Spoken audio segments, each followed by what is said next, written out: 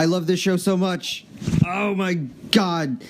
And what's great about this show is that you can have a show like the Battle of the Bastards or the Battle of Blackwater, and the action is intense. The war scenes are just brutal and gory, and there's such drama in the action, and that's great too. But then you have an episode like this where there's not a lot of action. It's just a lot of talking and a lot of scheming and strategizing, and the episode can be just as good as an episode where there's war. And this episode, The Queen's Justice, was a perfect example of that. So we begin with Jon Snow finally meeting Daenerys, and when they talk, it's not like when they meet, like they sense something in each other, or they immediately work together, or there's chemistry. It's like, no, they don't know each other yet. So what I love about this show is the arguments that each character makes, and I'm going, wow, Daenerys has a good point. Then Jon says something, and I said, wow, Jon has a good point too. And then Daenerys says something again, and then I said, wow, this person has a good point. And then Tyrion says something, and I'm like, whoa. And all these points are valid. It's just how these leaders make these decisions, and it shows how tough it is to be a leader. And then when Littlefinger's lines to Sansa about how you have to be everybody's enemy, you have to be everybody's friend, that's the way that someone like him would lead. But we kind of knew this was the way he thought, but to actually hear Littlefinger say it, and can just imagine what it's like to be someone like that, constantly thinking of every option. He's just like just a master chess player, and it shows how good he is because he started from nothing, and now he's the Lord of the Vale, just through all this kind of scheming. Like, he has a backup plan for a backup plan for a backup plan.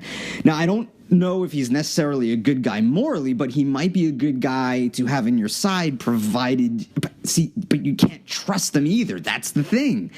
Someone like Jon Snow, you can trust. He's an honorable guy. And someone like Ned Stark was a great honorable guy. But that honor and that trustworthiness, the fact that he was so trustworthy could, also get him killed.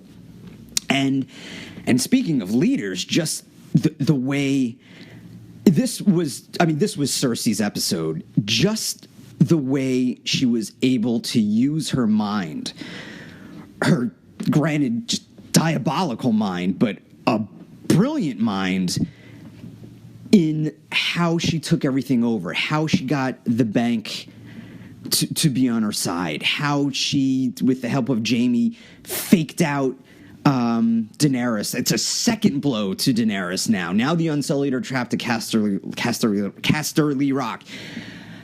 So Cersei is just brilliant. Again, I wouldn't want her to be my ruler, because if you make her mad, you're dead, and she's very much authoritarian in that way. If she doesn't like you, she will kill you and all of your family.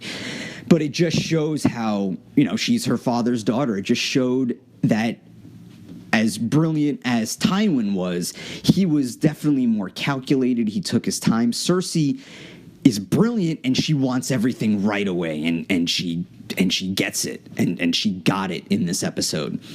And speaking of diabolical, but a diabolical person who I probably wouldn't mind being ruled over, because she was so just smart and like Littlefinger, planned things ahead, but she was like better than Littlefinger at this. But Olenna, and my hat, if I was wearing a hat, goes off to Diane Rigg. Throughout the whole entire show, anytime she was on the screen, how her presence just took over the scene. And along with, the brilliant dialogue in the show, how she just took it over and delivered those lines, and you just wanted to root for her because she was such a strong, smart character, strong, smart woman, very wise, very experienced. But it only takes one mistake to be taken over. But when she was taken over, just how calm she was and how stoic she was. She never cracked. You saw Ilaria and her daughter, the Sand Snake. I mean, they were in a terrible position, so they were crying. They were cracking. But I think if Cersei did get her way and did torture Olenna, I think Olenna would just stand there and not show Cersei that it's affecting her. But I'm glad she didn't die, at least in a painful way. I didn't want her to die at all, but oh my God, what a way for her to go. Just, even though she was sitting down, standing up to Jaime, telling him off, standing up for herself, and then right before she's about to die, tells him, oh, by the way, Tyrion didn't do this to your son. Tyrion didn't kill Joffrey. It was me. I did it, and Cersei needs to know that. And the look on Jaime's face, such a great performance. I'm forgetting the actor's name right now, but just the subtle look that he gives her, just in shock and revulsion. And this was just one last gotcha by Olenna. And the Rains of Castamere, the song The Rains of Castamere, was playing all throughout when the Lannisters, and it was great to see Bronn, and it was cool to see Tarly there as well, so obviously Tarly aligned with him, going up to Highgarden, taking it over, another feather in the cap of Cersei. And hearing that song, and the story behind the song is about how the Lannisters defeated House Rain.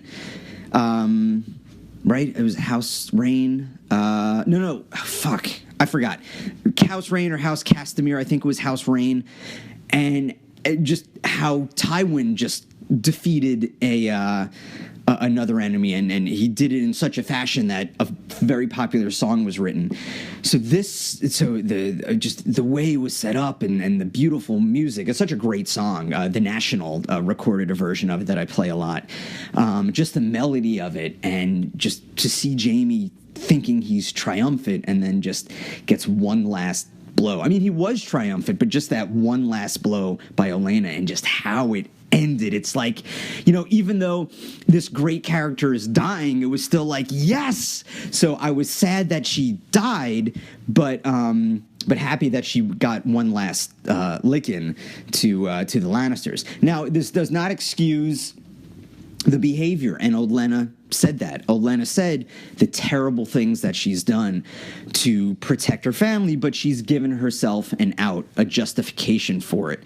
So as bad, Olenna killed Joffrey, as a monster that Joffrey was, she still murdered him. And I was going to say Joffrey's a child, but in Game of Thrones world, I think when you're 13, you're no longer a child, you're a man grown.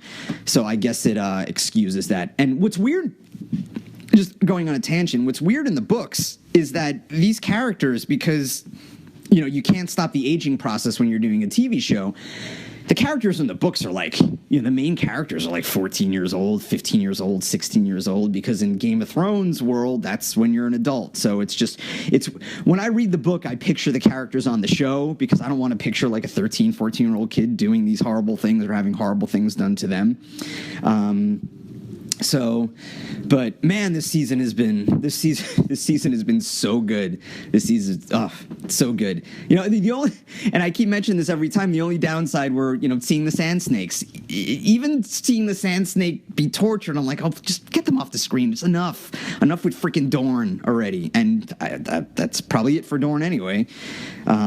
So wow, I haven't seen the preview yet for next, because my DVR cut off for the next episode, but I can't wait to watch it. I can't wait till Sunday now. I can't wait. I love this show. I love this show. I love this show. So, and hopefully you love my show.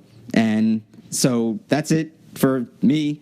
And you can find me at On Twitter at Mike Lane Act. That's MikeLaneAct. You can find me on Facebook at Mike Lane Actor. And you can email me at mikelaneact@yahoo.com. I promise I will respond to everything, provided you're not spam. All right, until next time.